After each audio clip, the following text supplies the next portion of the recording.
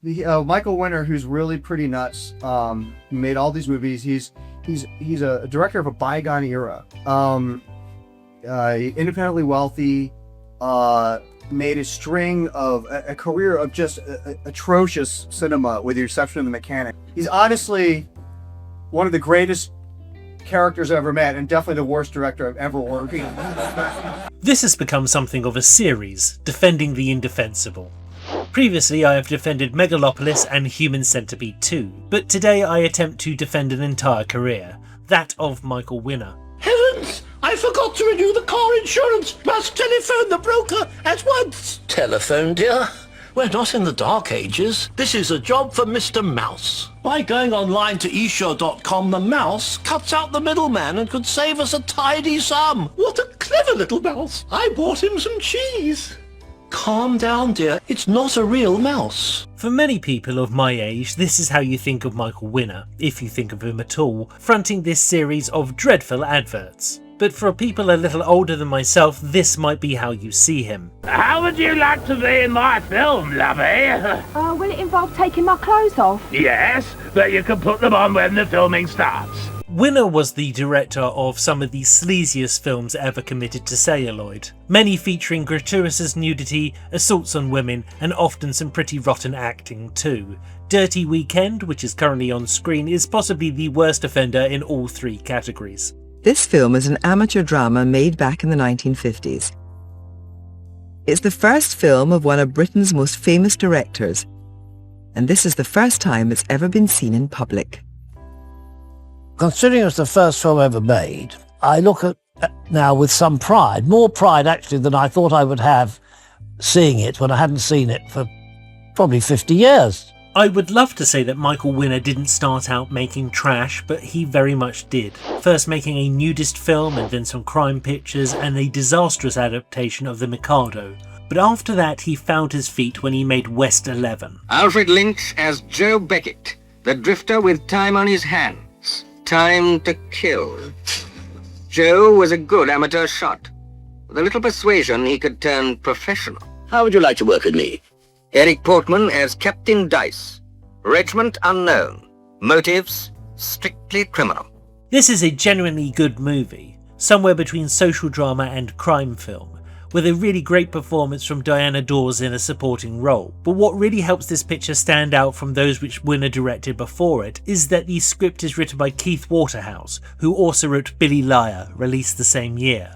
You have to remember a time when Michael Winner wasn't a kind of joke, slightly parodic film director, a loud, slightly vulgar, shouty man, name-dropping with a cigar in his hand. He was a very colourful and interesting figure, but he did have this prehistory almost in exploitation filmmaking. After the release of this film, he made The Girl Getters, You Must Be Joking, The Jokers, and I'll Never Forget What's His Name, which I have chosen to jump over in favour of talking about Hannibal Brooks, an action comedy featuring an elephant set in the Second World War. The picture is about, you see, Oliver Reed and myself escaping from the Germans and taking an elephant over the Alps. Now this is a caper movie, something that you sadly don't see very often these days. It's an adventure story with the focus on fun. With any film, you have to be very careful that the technique fits the story, if there is a story. You know, some films today are impressionistic films. You can use techniques and split the screen up a million ways, and it's fine. But if you're telling, I think, a human story where the characters and the events are important, I think it can be very distracting to have too much technique, which as you're rarely saying, none of these are real people. They're people that we can split up and put 60 images of them on screen and do all sorts of clever things. Or technique for techniques, yeah. You know, I think it doesn't always fit. If you know, depends on the film. Depends on the film. This is Michael Winner's first film where he attempts to play with the big boys, and for the most part he is rather successful. But for some reason Hannibal Brooks is not spoken about when Winner's work is discussed, possibly due to the lack of controversy in the story. The movie is written by the great team of Dick Clement and Ian Lafreniere. These guys are amazing. They've had an extremely long career, always aiming for something a little different, probably best known for The Commitments. And this is Michael Winner's fourth film with Oliver Reed, after The Jokers and The Girl Getters and I'll Never Forget What's His Name. Those movies captured the style and spirit of swinging 60s London, but Hannibal Brooks sort of has a bigger canvas. This was Winter's transition to action director, and after this film he heads off to Hollywood to work with Bronson and Burt Lancaster and Marlon Brando, but the film sort of declined. He had a very, very spotty career. After Hannibal Brooks, Winter made a sports film called The Games, about 4 marathon runners from around the world competing in the Olympics. I must confess I have no interest in sport whatsoever, so I never watched this film. But this is a clip of Michael Winner talking about the film at the BFI in 2012. Richard Zanuck wanted to make the film because he's mad about the Olympics. And he's down in Mexico at the Olympics, and he's come back. And Ryan O'Neill says to me, and don't forget this was 1969, he said, Michael, have you seen the TV viewing figures for the Olympics? He said, in the top 100 programs, the Olympics are 99. He said, nobody's watching them free on television. So who's going to go to the cinemas that pay to see it? So I went to Richard Zanuck. I said, Richard, dear, you know, it's been pointed out to me that Olympics are 99 out of 100 and TV are free. Who's going to pay to see the film? And Richard Zanuck froze. And he said, are you quitting? I said, no, Richard, I don't quit. You can do it in black and white, hand-drawn cartoons. Doesn't worry to me. I'll be there, dear. I'm just telling you. And I can see his face now. He kind of sighed. He said, well, it's too late now. What he meant was that if he cancelled then, it would be a blot on 20th Century Fox. They announced the film with great flair. And now suddenly they're pulling the film. It doesn't look good to the trade. So when he said it was too late now, it means it really doesn't matter if nobody's going to see it. We have to go ahead and make it anyway. I am told that this film is pretty good, and I have no reason to doubt that. It just doesn't look like it was made with me in mind. But Winner would follow this family film up with possibly his darkest work and a string of really great films. That is Lawman, Nightcomers, Chatto's Land, The Mechanic, Scorpio, The Stone Killer, and then Death Wish. All gritty, pulpy pictures and wonderfully unpretentious. We're with Bert in Mexico, and he had to shoot his horse, you see. Robert Duvall had shot his horse. And we're mounted in Mexico, and the horse is lying there, put to sleep. And Bert has to give it the coup de grace. So he's shooting it with a Colt 45. And about the third camera angle, he goes to the horse, and he gets a Winchester 73 rifle, which is this long. And I said, excuse me, sir. We were best friends, we had dinner every night. Wonderful man. Said, excuse me, sir. I said, you were using a Colt 45. You f***ing sucking limey prick. You asshole. What do you know about movies? I was using a Winchester 73. I said, no, Bert, I'm sorry, you were... So now he grabs me by the lapels and he holds me over this 2,000-foot drop and he's screaming at me. He's red in the face. And Burt Lancaster was a very tough man. No, he's big. You asshole prick, Charlie. God. What was I shooting the horse with? I said a Winchester 73, so there's no question. You are right. Wonderful man. Had he retired after making this batch of films, people would think about Michael Winner completely differently. If we take Mechanic, for example, which is my favourite of that bunch, it's a lean thriller, and the opening 15 minutes has no dialogue at all. And that's not possible to do without a certain level of filmmaking skill. Bronson doesn't need words. In fact, he's probably better without them. The film is a procedural. It shows you step by step how a high-end hitman does his job. No emotions, just a lot of research, and strangely for a Bronson movie, not that much action. That's what surprised me the last time I watched it. In the 70s, it was considered a shoot-'em-up exploitation picture, but by today's standards, it's an art film, a character study. The Stone Killer was Winner's entry into the sleazy cop subgenre, which is something of a favourite of mine. Like Eastwood, Bronson is also rather mild-mannered in person, but Bronson's mild manner becomes more assertive when you accuse him of being a prime promulgator of the macho myth and an actor whose pictures are designed to bring out the beast in us. To tell you the truth, Mr. Sheehan, I don't think about it that way. I read a script, and it's a piece of entertainment to me. It's something that I feel the people are going to see or not see. Now, I know that some people won't see these pictures, but I make pictures, I feel, for the world population. Not for a little clique of people, and especially not for critics. You can on this picture, because I think they do, from their own mental approach. They do. I mean, it's a profession like any other. But you can't, if you make pictures for critics, you know, how do I make a picture, for instance, or choose one to make for you, as opposed to a critic in Bangkok? You know, it's an entirely different thing. So you got to make it for a world population and for the success of that piece of material. Whether it's going to make money so that you can continue making pictures from the money you earn from that picture. That's what it's all about in the first place. I'm not going to lie to you, Stone Killer is a little clunky in the storytelling department. But at 95 minutes, it doesn't outstay its welcome and has enough good scenes to keep the average viewer engaged. This is a particular style, or should I say artistic choice of Winner's, to keep the story moving at all costs. It sometimes leads to a few narrative jumps, but personally I'd rather put up with that than a tediously slow story.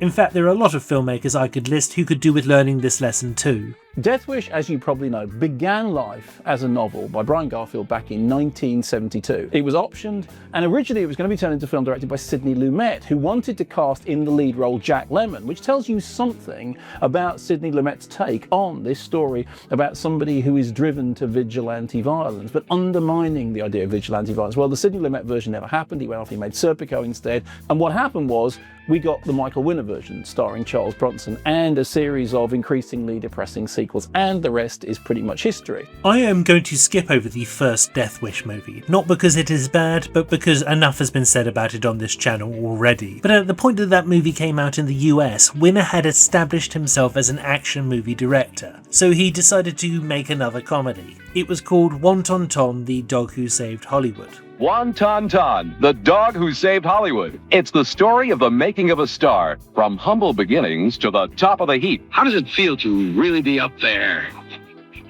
Again, I haven't seen this movie. In fact, it's rather hard to source, and that might be because it's considered one of the biggest box office disasters of 1976.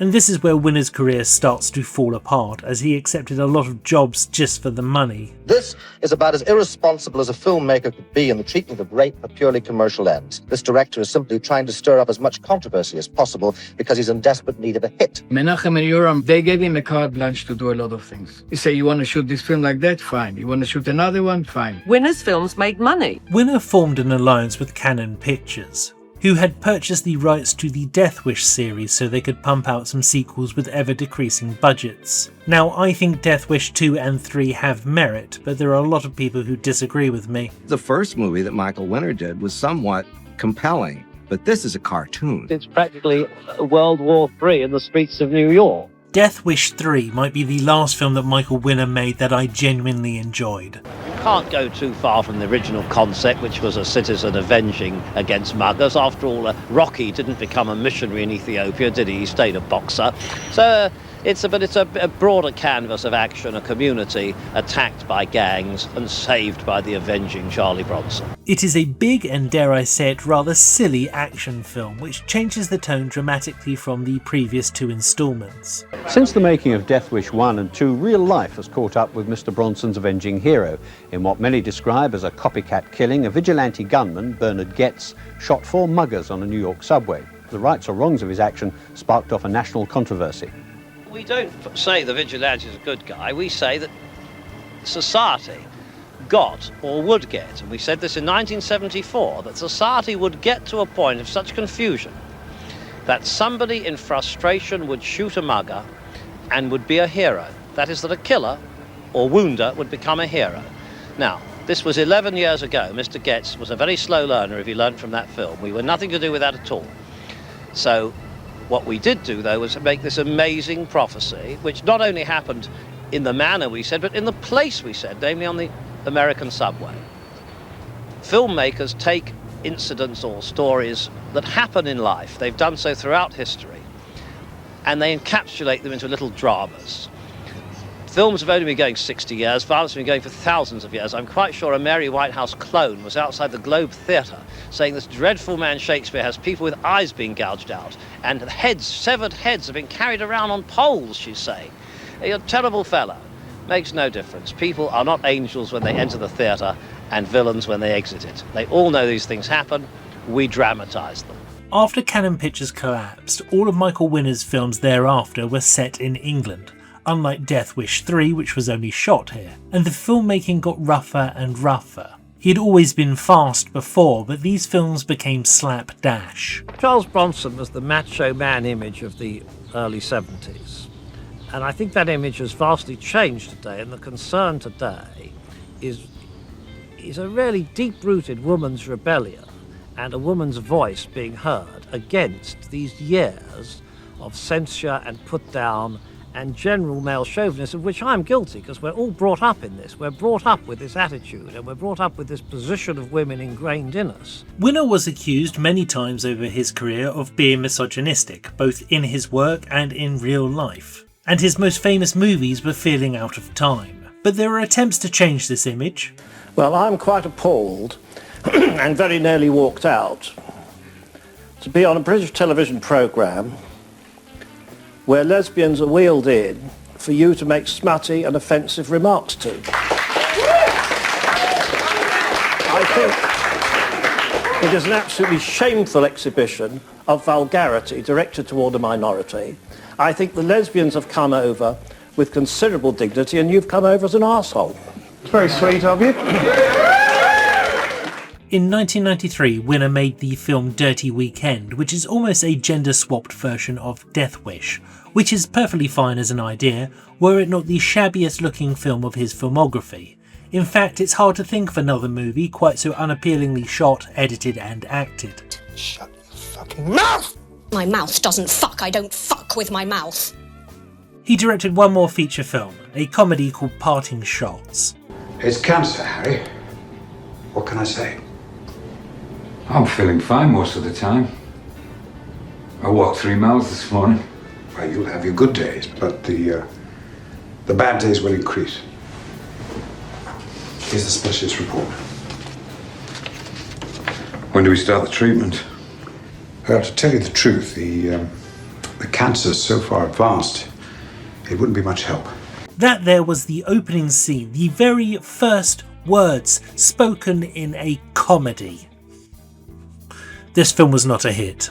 Michael Winner's search for outstanding home cooks has brought the Sunday Times fearsome restaurant columnist to the Lancashire town of Longridge, where local food lover Justine Forrest is about to host the dinner party of her life. Michael Winner, always known for his big personality, reinvented himself as a food critic and wrote a humorous column for the Sunday Times for over 20 years. And this is where most people of my age know him from, the later bad movies and talking about food on TV in a loud voice. I had seen Death Wish while at college and saw The Mechanic while in my early 20s, and I always liked both. But I didn't take Winner seriously as a filmmaker, and quite frankly it was because of adverts like this. You went into the back of my new car. Calm down, dear. It's a commercial. I'm only acting. It was only fairly recently, after speaking to writer and producer Colin Edwards, in a video which can be found elsewhere on this channel, that I decided to go back and fill in the gaps in my film knowledge. And I'm not saying that Michael Winner was robbed of an Oscar or anything, but he was, for a while, a filmmaker with skill. But he was at his best when working in exploitation cinema, an area which seldom gets any praise. Mr. Cameron saying the industry should produce movies that make money instead of winning obscure awards. Well, if it were that easy, you and I would go and do it tomorrow. It's a joke. I mean, it's a complete joke. Does he seriously think someone at the British Film Institute, lovely people as they are, is going to be capable of knowing what films will be commercially successful? If he did, he could go to Hollywood and earn $5 million a year. I mean, it's nonsense. As William Goldman said, nobody knows anything, but we do know the Americans know a bit more than us because their films make a fortune and ours lose a fortune. And they bandied these figures about, $250 million. That's what the film took gross at the box office. What comes back to the movie is about 10% of that.